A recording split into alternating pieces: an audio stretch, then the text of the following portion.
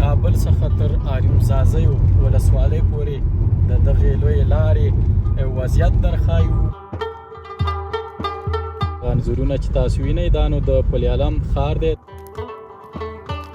راورسېدو د تیرې کنډو سیمې ته. سم لکه گردیز چې دا سم لکه گردیز نه مطلب څه دی راته ووایئ. شما از کجا هستین؟ ما از ولایت پکتیا هستیم. این گردز آمده. راورسېدو د میرزکې ولسوالۍ ته.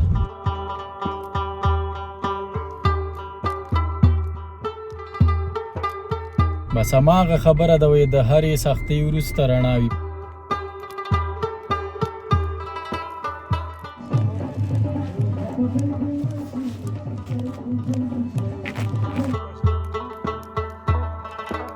بالاخره موږ د آریوب ځاځیو تفریحي سیمې ته راورسېدو، خو ناوخته.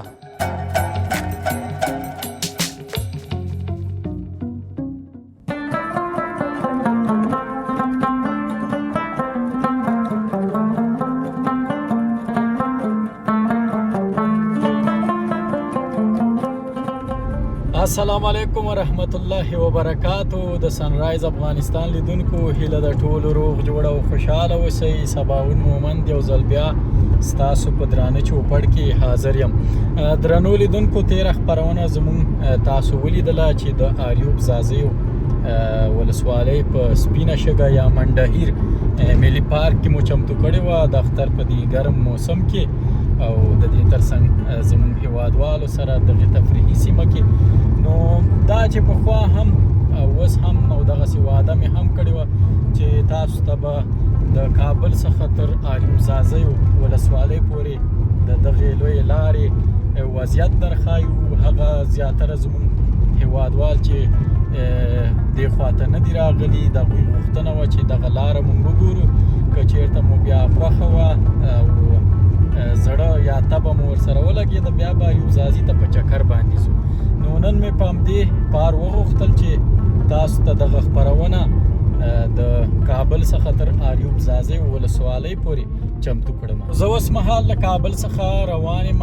تاسو ته به د دغې لارې تصویرونه انځورونه هم درښایم. مخې ته مو د لوګر ولایت او دغسې بېلابېلې ولسوالۍ او د دې ترڅنګ د پکتیا ولایت بېلابېلې ولسوالۍ راځي. بالاخره بیا آریوب ځاځیو ته رسېږو. شاوخوا داسې څلور نیم ساعته مزل دی له کابل څخه، ځکه چې په لاره کې داسې ځینې برخې دي خصوصا د سید کرم ولسوالۍ، میرزکې ولسوالۍ، خپله د آریوب ځاځي ولسوالۍ ځینې برخې سړکونه یې کچه دي، خامه دي، نو هغې کې بیا موټر سپیډ نشي وهلی.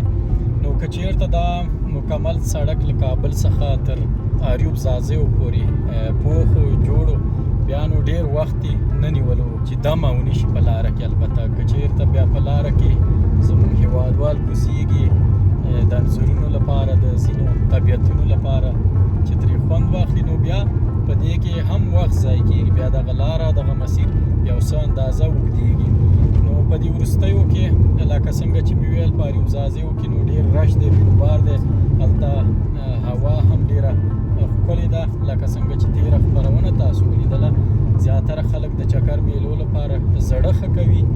نو غواړم چې له تاسو څخه دا غوښتنه وکړم، کولی شئ چې په همدې وخت کې که غواړئ داسې لږ نورمالې خوندورې نرمې هوا ته لاړ شئ، د ګرمۍ څخه ځان وژغورئ او طبیعت مو راسته شي، د منظرو څخه یې خوند واخلئ، نو آریوب ته حتما ورشئ. او دغسې د افغانستان نور ولایتونه لکه نورستان، بامیان او دغه ولایتونه نو دې وخت کې بیا د سفر او چکر لپاره ډېر مناسبه وي او ډېره ښه هوا لري. راورسېدو د لوګر ولایت پل علم ښار ته. دغه انځورونه چې تاسو وینئ دا نو د پل علم ښار دی، د محمد اغې ولسوالۍ څخه راتېر شو او دا د بیرته د لوګر پل علم ښار څخه په وتو کې یو. مخې ته به د التمور سیمه راځي، له هغې وروسته د تیرې کنډو نامتو برخه د سیمه ده چې هلته هوا ډېره سړه ده او مونږ پکې پخوا څو ځلې خپرونې چمتو کړي. هغه به هم سره وګورو او آریوب ځاځیو ته مو پلان دی تر هغه ځای به مو انشاءالله رسوو.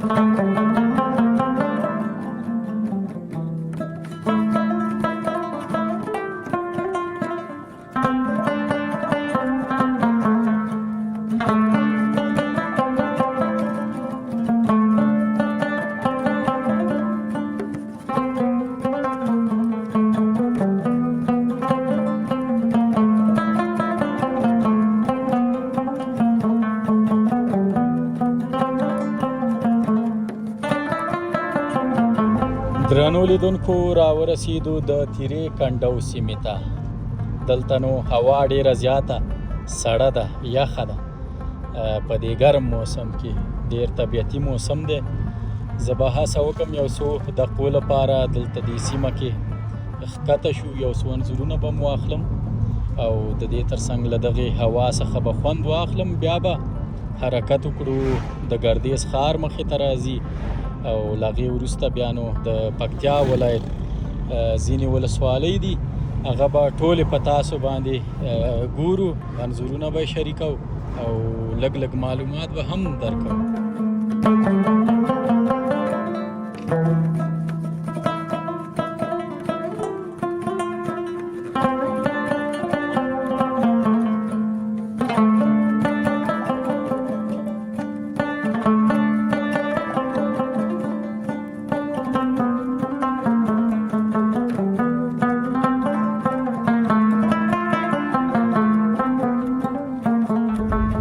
سم لکه ګردیز، دا سم لکه ګردیز بعضې موټرونو شاته یې لیکلي، لکه بعضې خلک داسې یو ځای کې مجلس کې ناست یو خبره وکړي بیا ووایي چې سم لکه ګردیز. تاسو پرې پوهېږئ چې دا ولې وایي؟ نه پوهېږئ؟ دوی هم نه پوهېږي. نو زموږ پکتیاوال لیدونکي ملګري وطنوال چې همدا شیبه هم خپرونه ګوري، دوی دې بیا راته ووایي چې دا څه خبره ده. په دې اړه دې راته کومنټو کې نظر دې راکړي چې دغه خبره څنګه زموږ دا ځینې وطنوال کوي که نه. داسې زیاتره وخت مجلسونو کې یا ما زیاتره وخت د موټر شاته لیدلي دي لیکلي سم لکه ګردیز، چې دا سم لکه ګردیز نه مطلب څه دی راته ووایئ.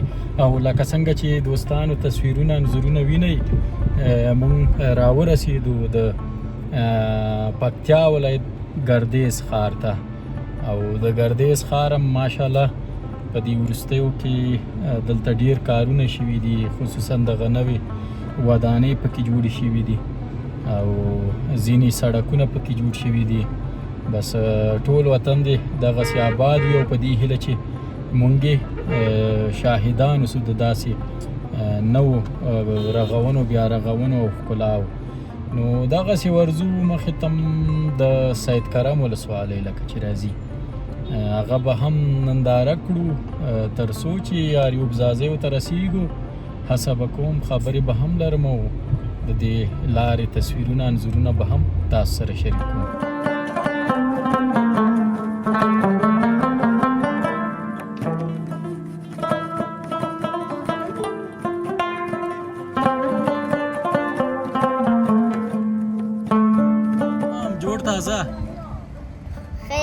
اختر دې مبارک شه. دا څنګه پښتو صحیح خبرې نشي کولی؟ دری وایي یا پښتو؟ دری وایي. چطور است عیدتان تبریک، روزه و نمازت قبول. قربانی کردین؟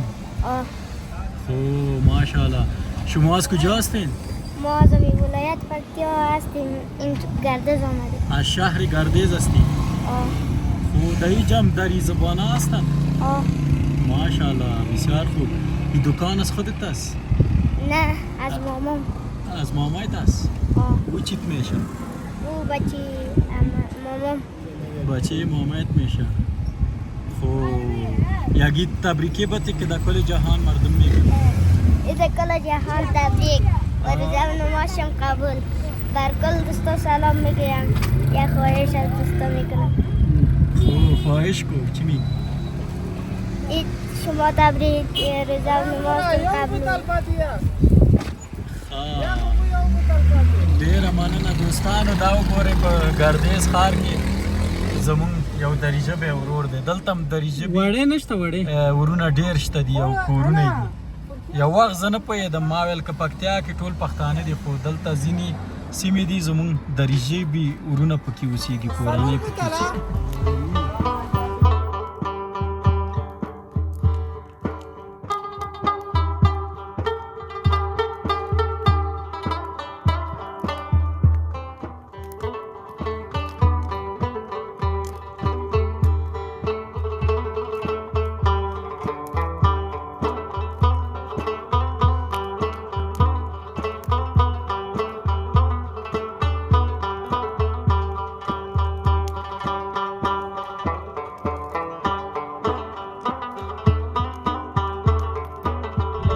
ورسېدو د پکتیا ولایت څمکنیو نرخ دی سید کرم ولسوالۍ ته. دغه بازار چې تاسو وینئ دا د سید کرم ولسوالۍ بازار دی چې د آریوب ځاځیو په دغه لاره کې موقعیت لري چیرته چې زموږ پلان دی او د دې ترڅنګ دغه شاوخوا سیمه نو د سید کرم ولسوالۍ د دغه ویډیوګانې او انځورونه دي هغو لیدونکو ته زموږ ډالۍ وي چې د دغه ولسوالۍ اوسیدونکي دي او خاطرې ترې لري.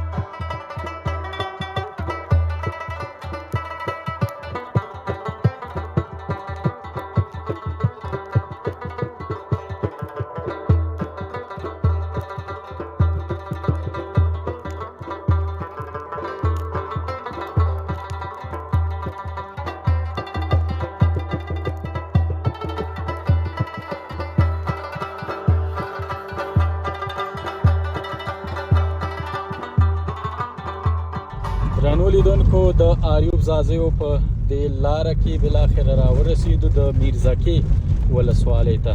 دا هم د پکتیا ولایت یوه ولسوالۍ ده. د دغه سیمې ویډیوګانې او انځورونه د ټولو میرزکوالو ته ډالۍ وي.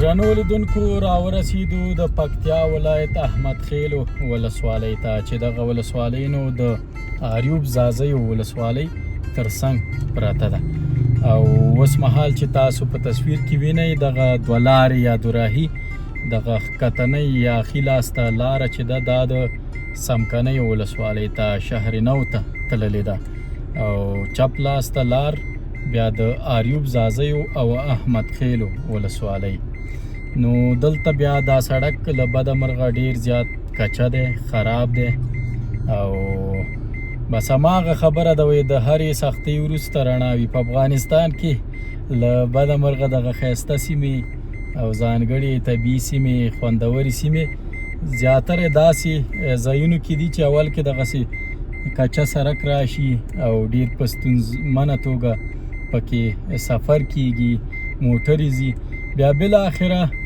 هماغه د طیارې نه وروسته رڼا ته رسیږي نو د احمد خیلو ولسوالۍ شاوخوا سیمه ده په دې هیله چې دغې سړک ته پاملرنه وشي په راتلونکو کې رغونه بیا رغونه یې وشي او تر څو زموږ دا هیوادوال چې ګڼ شمېر نن هم راغلي دي بې حده ډېر موټرې روان دي د اریوب په لور دوی وکولی شي چې په اسانۍ سره تګ راتګ وکړي او ټول هیوادوال چې غواړي د دغې سیمې لیدنه وکړي او د دغې لارې له وجې ورته نه راځي هغوی هم راشي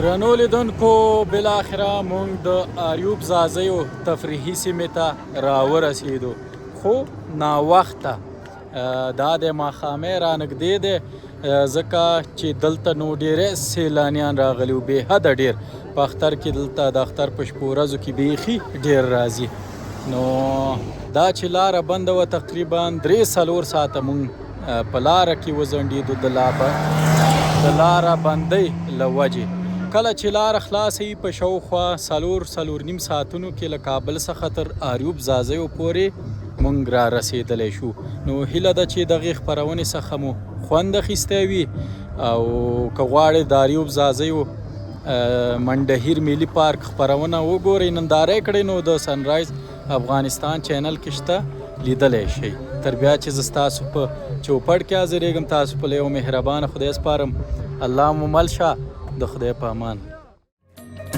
زموږ چینل سبسکرایب او د زنګ بټنه کېکاږئ